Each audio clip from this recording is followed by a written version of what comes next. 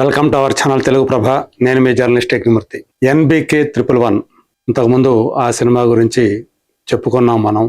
అందులో ఒక historical backdrop తోటి ఆ సినిమా చేయటానికి డైరెక్టర్ గోపీచంద్ మరినేని రెడీ అయ్యారు. చాలా మాసివ్ స్కేల్ తోటి ఆ సినిమా రూపొందబోతోంది అని చెప్పేసి చెప్పుకున్నాం. ఇది ఎప్పుడు అఖండ 2 సినిమా రిలీజ్ కాకముందు.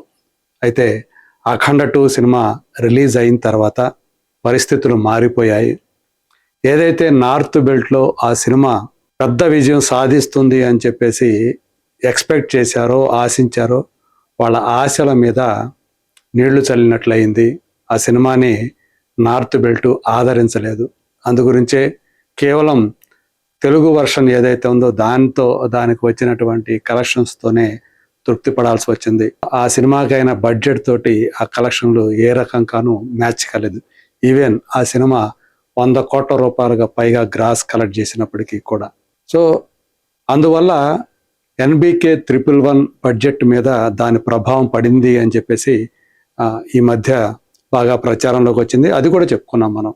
మరి ఇప్పుడు ఎన్బికే 111 సినిమా గురించి మళ్ళీ మనం ఎందుకు మాట్లాడుకుంటున్నాం అంటే, దానికి సంబంధించినటువంటి ఒక అప్డేట్ బయటకు వచ్చింది. విశ్వసనీయ వర్గాల సమాచారం ప్రకారం కొత్తగా అనుకున్నటువంటి, అంటే ఇదివరకు అనుకున్నటువంటి హిస్టారికల్ బ్యాక్డ్రాప్ స్టోరీ ఏదైతే ఉందో దానిని పక్కన పెట్టేసేశారు.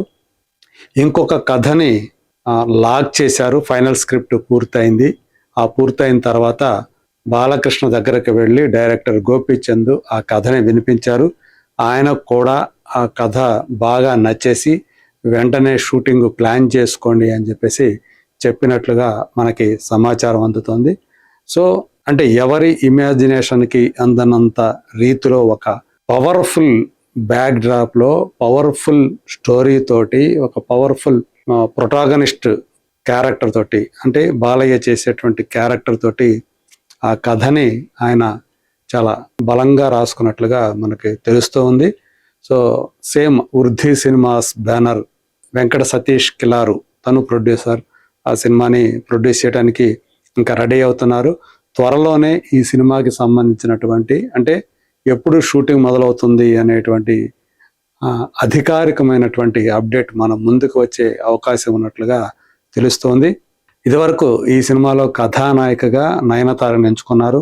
ఆమె ఇందులో ఒక వారియర్ క్వీన్ లాంటి క్యారెక్టర్ని చేయబోతున్నట్లుగా ఆ మధ్య ఒక పోస్టర్ రిలీజ్ చేశారు. ఏది ఫస్ట్లో వాళ్ళు ఏదైతే హిస్టారికల్ బ్యాక్డ్రాప్ అనుకున్నారో అందులో ఆమె గుర్రపు స్వారీ చేస్తున్నట్లుగా కూడా ఒక లాంగ్ షాట్ని ఆ పోస్టర్లో మనకు చూపించారు. నిజానికైతే అంతకుముందు అనుకున్నదైతే ఇద్దరు డ్యూయల్ రోల్ ఉంటుంది. అందులో ఒక అతను కింగ్గా కనిపిస్తాడు, మహారాజులాగా. ఇంకొక అతను వారియర్ లాగా, ఒక యుద్ధ వీరులాగా కనిపిస్తాడు. వాళ్ళిద్దరి మధ్య మరి ఫేస్ ఆఫ్ అనేది ఉంటుందా, లేకపోతే వాళ్ళిద్దరూ కలిసి ఒక ఈవిల్ ఫోర్స్ మీద పోరాడతారా అనేది అప్పుడు అయితే మనకు తెలియదు. కానీ బట్ అప్పుడు అనుకున్నది అది. మరి ఈ సినిమాలో బాలకృష్ణ కథ, అంటే కొత్తగా నెరేట్ చేసినటువంటి కథ ఏదైతే ఉందో అందులో మరి బాలకృష్ణది సింగిల్ రోలా, లేకపోతే ఇందులో కూడా ఆయన డ్యూయల్ రోల్ పోషించబోతున్నాడా, ఇది ఎలాంటి బ్యాక్డ్రాప్తో రాబోతున్నటువంటి కథ, ఇలాంటి విషయాలన్నీ కూడా మనకి అతి త్వరలోనే తెలిసేటువంటి అవకాశాలు ఉన్నాయి. అప్పుడు తెలిసినప్పుడు మళ్ళీ మనం ఆ అప్డేట్ని మీతో షేర్ చేసుకుంటాను. ఇప్పుడు అయితే ప్రజెంట్ మనకు వచ్చినటువంటి అప్డేటు, సో అది ఫైనల్ స్క్రిప్ట్ అనేది లాక్ అయింది. ఎన్బికే 111కి సంబంధించి బాలకృష్ణ గారు దానికి గ్రీన్ సిగ్నల్ ఇచ్చేశారు అనేది మనకి ఇప్పుడు వచ్చినటువంటి అప్డేటు. మరి త్వరలో రాబోయేటువంటి ఈ షూటింగ్ అనేది ఎప్పుడు మొదలవుతుంది, నయనతార సినిమాలో ఉంటారా ఉండరా, సో వీటన్నిటి కూడా మనకి త్వరలోనే జవాబులు తెలిసే అవకాశం ఉంది. నయనతార ఉండే అవకాశం ఉండకపోవచ్చు అని ఒకసారి, లేదు ఈ సినిమాలో నయనతారే కథానాయక అని చెప్పేసి ఇంకోసారి ప్రచారం అయితే జరుగుతూ ఉంది. అయితే ప్రస్తుతం హీరోయిన్ పేరునైతే వాళ్ళు బయట పెట్టట్లేదు. మరి చూడాలి, అతి త్వరలోనే ఒక అధికారికంగా ఈ సినిమాకి సంబంధించినటువంటి అప్డేట్ వస్తుంది. దానికోసం ఎదురు చూద్దాం. Thank you so much.